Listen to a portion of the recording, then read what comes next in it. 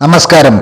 ലോക്സഭാ തെരഞ്ഞെടുപ്പിൽ ഇന്ത്യ സഖ്യം തമിഴ്നാട്ടിൽ തൂത്തുവാരുമെന്ന് ലോക് പോൾ സർവേയുടെ പ്രവചനം.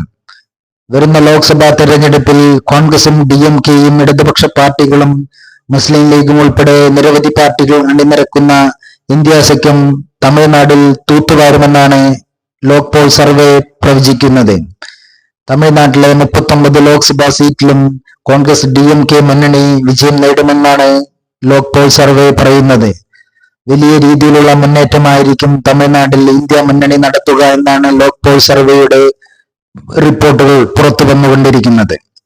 തമിഴ്നാട്ടിൽ കോൺഗ്രസിന്റെയും DMKയുടെയും നേതൃത്വത്തിൽ ശക്തമായ പ്രചാരണ പ്രവർത്തനങ്ങൾ നടന്നുകൊണ്ടിരിക്കുകയാണ്.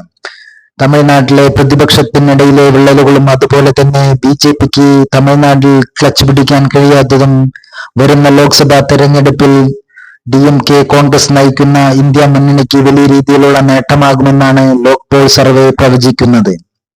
തമിഴ്നാട്ടിൽ BJPക്ക് വേരുറപ്പിക്കാൻ സാധിക്കില്ലെന്നും അതുപോലെ തന്നെ പ്രതിപക്ഷ കക്ഷികളിലെ ഭിന്നിപ്പ് DMK കോൺഗ്രസ് മുന്നണിയിലേക്ക് വോട്ടുകൾ എത്തിക്കാൻ കാരണമാകുമെന്നാണ് ലോക് പോൾ സർവേയിൽ പറയുന്നത്. തമിഴ്നാട്ടിൽ രാഹുൽ ഗാന്ധിക്കും MK സ്റ്റാലിനും ലഭിക്കുന്ന ജനസ്വീകാര്യത മറ്റു പ്രതിപക്ഷ പാർട്ടികളുടെ നേതാക്കൾക്ക് ലഭിക്കുന്നില്ലെന്നാണ് ലോക് പോൾ സർവേ പറയുന്നത്.